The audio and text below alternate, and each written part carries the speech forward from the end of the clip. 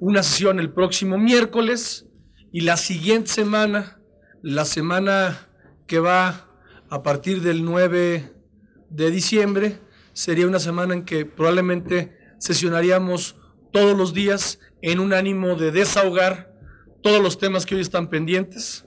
Estamos esperando que el Senado de la República resuelva lo relativo a la reforma político-electoral.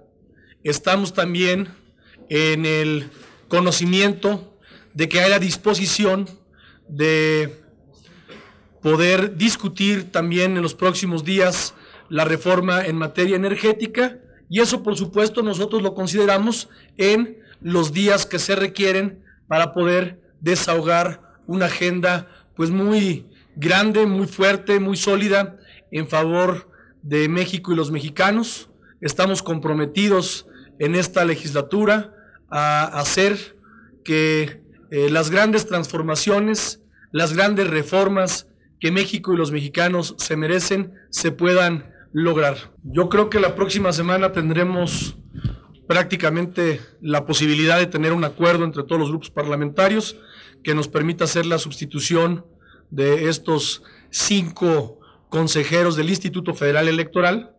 Esta misma semana es probable que podamos ya tener la lista de los 28 aspirantes y que de ahí el proceso, de acuerdo a la convocatoria, nos permita resolverlo la próxima semana. Respecto a la reforma política electoral, Araceli, yo tengo conocimiento que va muy avanzado los acuerdos en el Senado de la República y que consecuentemente es probable que esta misma semana pueda haber reforma política electoral. Nosotros creemos que la reforma política electoral tiene que ser una reforma de avanzada, que tiene que concluir con este proceso inacabado de democracia en México, que tenemos que fortalecer los derechos de los ciudadanos y generar también un Estado mexicano mucho más eficiente en favor de la sociedad mexicana.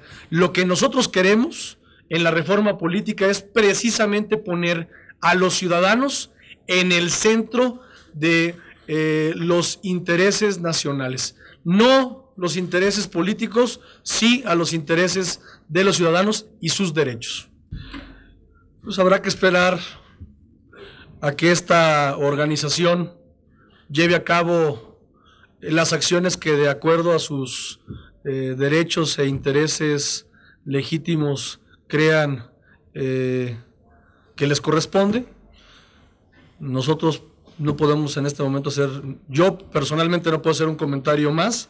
Finalmente, si esta agrupación se siente que alguien violentó la norma, etcétera, pues que se lleve a cabo la acción jurídica que ellos determinen. Me parece que no son tiempos de bonos para nadie, menos en una economía estancada como la que tiene hoy este país. Este país no va a crecer ni tan siquiera un 1%, lamentablemente. No hay generación de empleos, no se siente bien la economía en este país y creo que no está bien tampoco que sea el gobierno o el sector público el que se dé bonos, porque yo les aseguro, les garantizo que ningún trabajador de la iniciativa privada va a recibir bonos porque la economía en este momento no da para ello. Y respecto al Profeproa, qué bueno que me toca a usted ese tema. A mí sí me gustaría saber, y creo que a todos, cuáles son estas empresas. ¿Cuáles son estas empresas que están prestando al 130%, ¿no? Pues ¿cuáles son estas empresas? Valdría la pena que se haga una investigación para que se sepa cuáles son estas empresas y podamos tener la claridad de quiénes son los que han abusado y quiénes son los que lucraron en esta circunstancia. El PAN es un partido democrático en donde se vale disentir y tener distintos puntos de vista. Yo coincido con el dirigente de Acción Nacional en el sentido de que el pacto es un extraordinario instrumento para llevar a cabo las grandes transformaciones que tiene este país, pero sobre todo para ejecutar la agenda legislativa de Acción Nacional. La mayoría de los puntos, por lo menos 90 de 95 puntos que están suscritos en el Pacto por México, han sido propuestas que históricamente el PAN ha establecido, ha señalado, y nos parece extraordinario esta posibilidad de que nuestra agenda, que la agenda del PAN pueda convertirse en una realidad. Esa es la verdadera victoria cultural de la que hablaba Carlos Castillo Peraza. Y nosotros, me parece que mientras no concluyamos la discusión o la aprobación de los 95 puntos, pues tampoco tendríamos por qué matar al Pacto por México. Podemos tener diferencias entre los partidos políticos, nosotros podemos tener diferencias con el propio gobierno, desde luego, muchas, pero eso no quiere decir que nosotros estemos buscando salir de un pacto en donde la mayoría de los compromisos forman parte de nuestros anhelos históricos como partido. Es falso que en el PEF los legisladores hayamos aprobado un bono para el gobernador o los funcionarios del Banco de México. Eso es absolutamente falso, no es cierto, no es preciso. Lo que nosotros aprobamos fueron recursos para la operación del gobierno.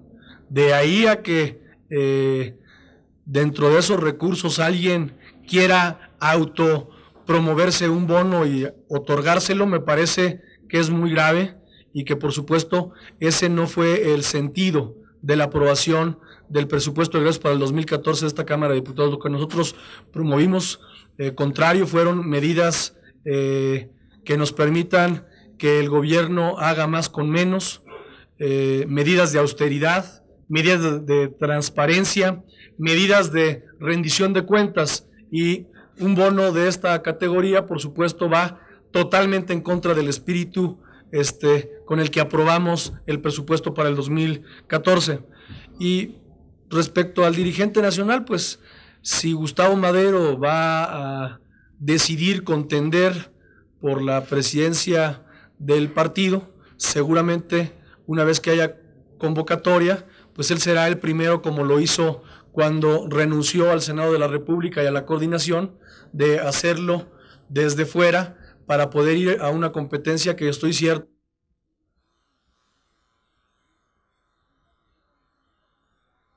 sobre todo será democrática, y los más de 220,000 miembros activos que tendremos derecho a elegir al próximo dirigente lo haremos con mucho compromiso con el partido y con México. A ver, respecto al Pacto por México, insisto, para nosotros es la agenda del PAN a través de un instrumento de acuerdo político que es el Pacto por México, que permite que esa agenda se haga realidad, y por supuesto, pues nosotros no podríamos estar en contra de nuestra propia agenda. Si no hay Pacto por México, la agenda del PAN sería la misma. Con pacto o sin pacto, nuestra agenda está clara, está definida, es una agenda histórica.